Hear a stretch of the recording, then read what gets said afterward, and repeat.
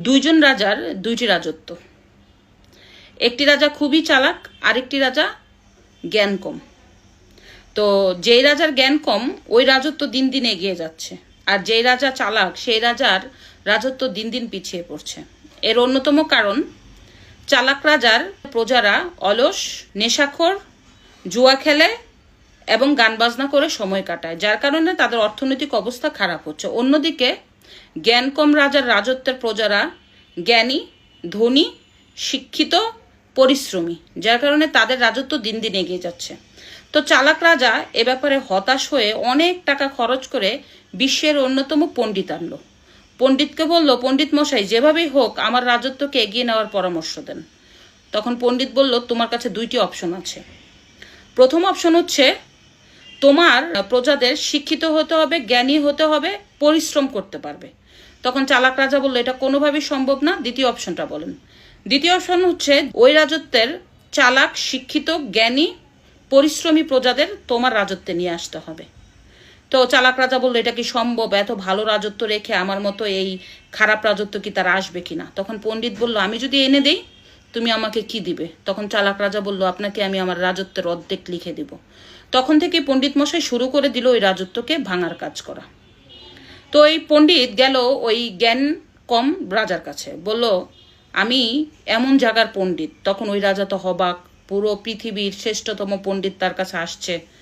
তো তখন বলল, পণ্ডিত মশাই, কোনো কথা না বলে আপনাকে আমার ব্যক্তিগত পরামর্শক হিসাবে নিয়োগ দিলাম। পণ্ডিত প্রথম ধাপে এগিয়ে গেল। এমন করতে করতে পণ্ডিত বছরখানেক ওই রাজার প্রজাদের সাথে মিশে ভালো হওয়ার চেষ্টা করলো। একদিন পণ্ডিত তার রাজাকে বলল, রাজামশাই, আপনার মেয়ে তো প্রাপ্তবয়স্ক হয়েছে, মেয়েটাকে বিয়ে দিয়ে দেন। রাজা বলল, আমার মেয়েকে বিয়ে দিব একমাত্র উত্তরসূরি, কিন্তু ভালো জামাই পাচ্ছি না। পণ্ডিত বলল, আপনার রাজত্বে এত সুন্দর শিক্ষিত, জ্ঞানী, ধনী, পরিশ্রমী লোক আছে, এখান থেকে একজন প্রজাকে বিয়ে দিয়ে দেন মেয়েকে, ও আপনার রাজত্ব দেখাশোনা করবে। তখন রাজা বলল, কিভাবে সম্ভব? পণ্ডিত বলল, আমি সব অ্যারেঞ্জমেন্ট করছি। একটা প্রতিযোগিতা করব, এই প্রতিযোগিতায় যে বেশি তর্ক করে জয়ী হতে পারবে তার সাথে আপনার মেয়েকে বিয়ে দেব।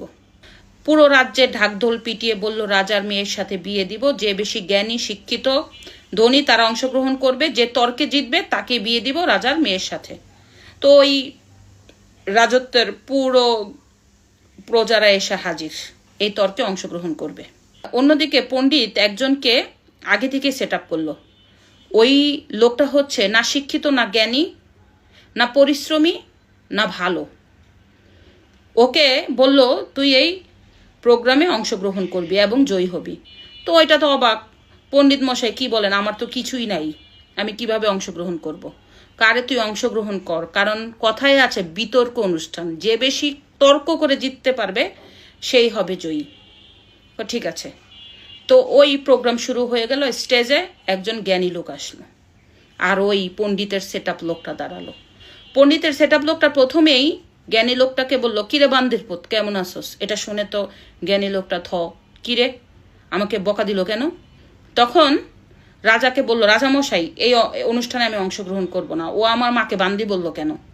মধ্যে দিয়ে পণ্ডিত বলল, আরে বাবারে, অনুষ্ঠানটাই তো বিতর্কের, ও তর্ক করে তোমার সাথে জিতবে, তুমি পারলে ওকে বান্দির পুত বলো। পরে বলল, আমি তো কোনোদিন এই ভাষা শিখি নাই এত মানুষের সামনে, আমি তো এই বকা দিতে পারবো না। তাহলে তুমি পরাজয়, চলে যাও। এই জ্ঞানী লোকটা চলে গেল।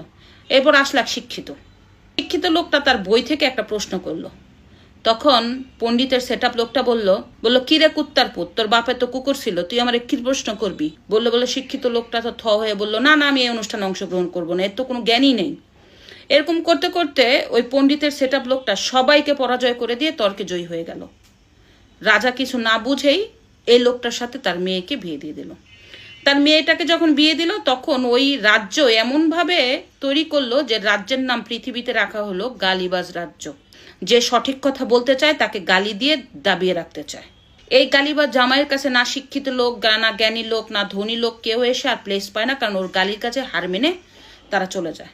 তো একদিন ওই রাজত্বের সব প্রজারা, মানে যারা শিক্ষিত, জ্ঞানী, ধনী, গরিব, সবাই একত্র হয়ে বললো, এই রাজ্যে থাকবো না, এই রাজত্বের ভবিষ্যৎ নেই, আমরা ওই রাজ্যে চলে যাব, চলো ওই রাজ্যের রাজার সাথে দেখা করি। তো ওরা চলে গেল। সে প্রজারা সবাই চালাক রাজার কাছে যেয়ে বলল, রাজামশাই, আপনার রাজত্ব আমরা চলে আসব, আমরা শ্রম দিয়ে আপনার রাজত্বকে এগিয়ে নিয়ে যাব, তো আপনি আমাদের জন্য কি রাখবেন? তখন চালাক রাজা তো মহা খুশি, বললো একটা কাজ করো, তোমরা আমার কাছে এসে পড়ো, আর আমার এই রাজত্বের সব জুয়াখোর নেশাখোর গালিবাজদের ওই রাজত্বে পাঠিয়ে দিই। তো ওই ভালো রাজত্ব থেকে সব জ্ঞানী শিক্ষিত ধনী পরিশ্রমীরা চলে আসলো চালাক রাজার রাজত্বে। তারা আবার আগের মতো কলকারখানা করলো, শ্রম দেওয়া শুরু করে দেশকে এগিয়ে নিতে শুরু করলো। অন্যদিকে চালাক রাজার যারা খারাপ প্রজা ছিল সবগুলোরে চালাক রাজা প্রজ্ঞাপন জারি করে দিল যে যারা পরিশ্রম করতে পারবে না তারা আমার রাজত্ব থেকে বের হয়ে যাও। তাদেরকে বের করে ওই খারাপ রাজার গালিবাজ রাজত্বে পাঠায় দিল। পৃথিবীর মধ্যে নাম হয়ে গেল ওটা গালিবাজ রাজার রাজত্ব। 10 বছর পরে ওই রাজত্ব আর রাজত্ব থাকলো না, ওই রাজত্ব হয়ে গেল নেশাখোরদের জায়গা, খারাপ মানুষদের জায়গা, মদখোরদের জায়গা, গালিবাজদের জায়গা। মানে ওইটার নামই হলো গালিবাজ রাজত্ব। এভাবেই ধ্বংস হয়ে গেল একটা ভালো রাজত্ব একটা খারাপ পরামর্শকের কারণে। তো মূলত এর কথাটা হচ্ছে আমাদের বাংলাদেশে এখন গালির প্রথা যেভাবে বাড়ছে, গালিবাজদের সাথে কোনো শিক্ষিত লোক তর্ক করে পারবে না, কোনো জ্ঞানী লোক পারবে না, কোনো ধনী লোক পারবে না, কোনো ভদ্র সমাজের মানুষ পারবে না। গালিবাজরা মনে করে তার মুখের ভাষা দিয়ে গালি দিয়ে তারা তাদের বিরোধী দলদের দমন করবে। এটাই বর্তমান বাংলাদেশে দেখা যাচ্ছে। আপনার কথাটা ভালো লাগছে না, আপনাকে এমন একটা গালি দিল যে আপনি এই কথার উত্তর দিতে পারলেন না, আপনার মাকে তুলে, আপনার বাবাকে তুলে, আপনাকে তুলে। তো যারা ভদ্র সমাজে বসবাস করে তারা কখনো গালিবাজদের সাথে তর্কে পারবে না, এটাই বাস্তবতা। আর এখন নিখুঁতভাবে আমাদের সমাজকে এক শ্রেণীর লোক এমনভাবে গালি উপস্থাপন করার চেষ্টা করছে, গালি যাতে একটা সংস্কৃতি, মানে যারা গালি দিতে পারে তারাই সেলিব্রিটি। দেখেন এখন আমাদের রাজনীতিবিদরা গালি দেয়, স্লোগানে গালি থাকে, মিছিলে গালি থাকে।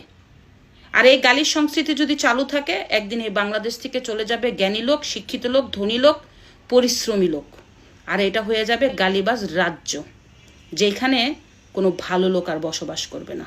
এটাই বাস্তবতা। ধন্যবাদ।